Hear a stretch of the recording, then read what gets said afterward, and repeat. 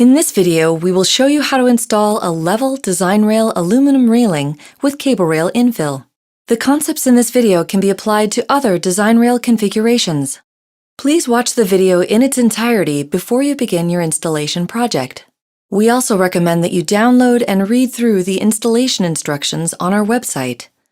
Before you begin, be sure to consult local building codes for railings in your area. Our DesignRail aluminum railing system will be installed on a rectangular deck. Our railing will include a bottom rail and our Series 200 rectangular top rail. You can use the same installation method for our round or elliptical top rail. Posts will be secured to the deck surface using a base plate that is pre-attached to the post. You'll need to add wood blocking attached to the deck substructure to properly anchor posts with lag or through bolts. Our railing will be 36 inches in height, with posts spaced 5 feet apart and an intermediate picket positioned mid-span between posts to minimize cable deflection. Your DesignRail order will include all posts, rails, hardware, and infill. Be sure to review your packing slip to confirm quantities of parts. You will also receive a layout drawing for your railing. We will be using 9 CableRail 1/8" kits for our railing infill. Each CableRail kit has a threaded terminal end which has been permanently attached to the cable with a special hydraulic press. The assembly also includes a snug grip washer nut and flat washers, as well as a quick connect fitting for the other end of the cable. We'll be using polyethylene end caps to cover, protect, and provide a finished look to the assemblies. You will need the following tools: tape measure, square, level, chalk line, safety glasses, work gloves, permanent marker, vice grip pliers, 7/16" wrench, CableRail cable cutters, cable release tool, Feeney cable lacing needle, Feeney tension gauge, electric miter saw with fine-tooth non-ferrous metal blade, electric drill and drill bits, number 2 square drive bit, 9/16" hex socket, electric grinder with cutoff disc and grinding disc, or a hacksaw. Before you begin installation, first identify all post types by looking at the rail connecting bracket or RCB holes which are used to attach the bottom rail. End posts have RCB holes on one side, while intermediate posts have RCB holes on both sides. There are 2 types of end posts for CableRail Infill, a threaded terminal post and a quick connect post. These posts will have different size diameter holes based on the size of the fittings. Intermediate posts will have smaller holes for the cables to pass through. Position all posts according to the layout drawing included with your order. Make sure that all posts with RCB holes face RCB holes on adjacent posts. Fasten the posts to the deck surface by installing lag screws through retaining washers and the base plate. Posts should be plumb and in line with one another. Cover each screw with a cap. When using a base plate, it is critical that the lag screws have proper penetration through the deck and blocking material. These recommendations vary based on final rail height and other project parameters and can be found on our website. Once all the posts are mounted, we are ready to attach the top rails. Cut each top rail section to length using 45-degree mitered cuts and place into position over the top of the posts. Don't screw the top rail to the post at this point. We'll do that in a moment. Insert a 90-degree splice plate into the first mitered top rail and slide the second top rail onto the exposed splice plate flush against the facing top rail. Fasten and stabilize the joint with 8 self-tapping metal screws.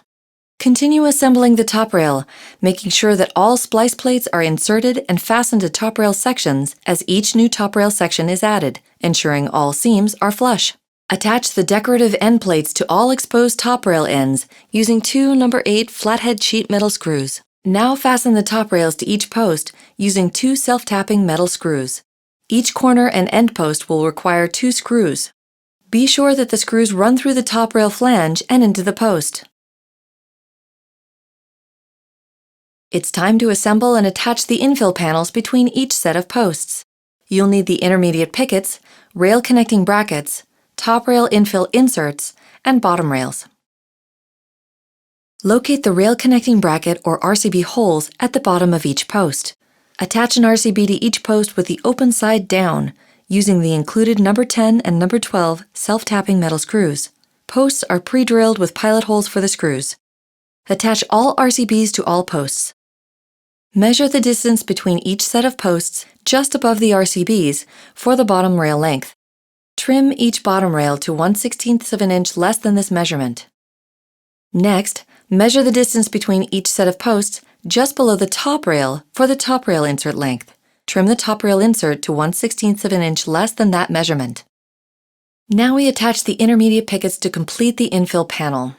Determine the position of the pickets such that each section is equally spaced. Drill 1/4-inch diameter holes in the top rail insert and bottom rails at all picket locations. You'll need to slightly offset the 1/4-inch holes to line up with the screw chase hole in the intermediate picket. Attach the intermediate picket to the bottom rail and the top rail insert with number 10 3/4-inch pan head square drive screws to complete the infill panel.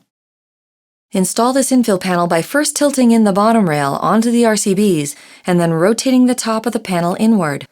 It should just clear the bottom of the top rail. Lift the infill panel and snap the top rail insert into place inside the top rail. Pre-drill 9/64-inch pilot holes and use 2 number 8 self-tapping screws to fasten the bottom rail to each RCB.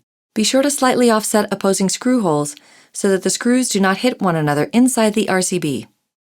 Complete assembly and installation of all infill panels. The railing frame is complete. We are now ready to install the CableRail infill.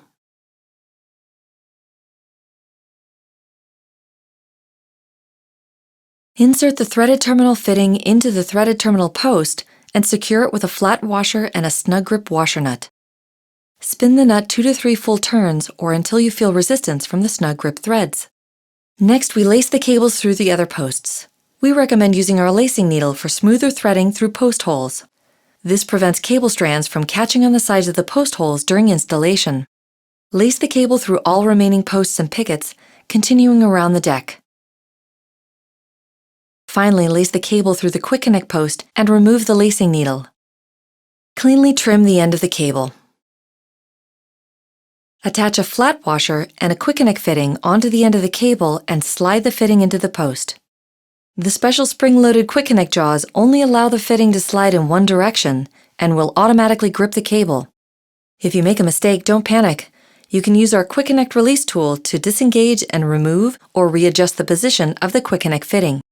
Lace the other cables through the posts until all the assemblies have been installed.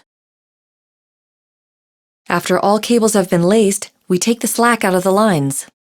Hold the quick connect fitting with one hand and pull the cable tight with the other. The jaws will automatically lock when the cable is released. We are now ready to begin final tensioning of the cables.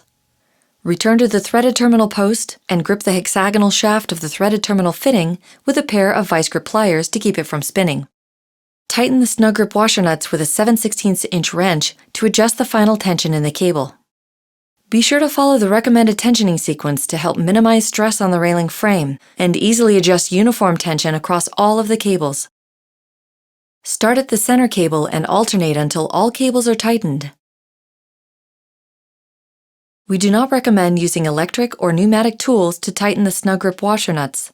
If the nuts spin too quickly, there is a risk that the threads will heat up and seize. Trim the excess threads as close to the snug grip washer nut as possible. You may use an electric grinder with a cutoff disc, a hacksaw, or electric reciprocating saw with a metal cutting blade. At the quick connect end, use the same tool to remove excess cable that will impair the attachment of the end cap. Get as close to the quick connect fitting as possible. Finish the assemblies with the included polyethylene end caps. Snap them on over the exposed quick connect fittings and the snug grip washer nuts. Your railing is now complete. For questions about your installation, visit our website or call us toll-free at 800-888-2418. Send in your finished project photos for the chance to win big cash prizes.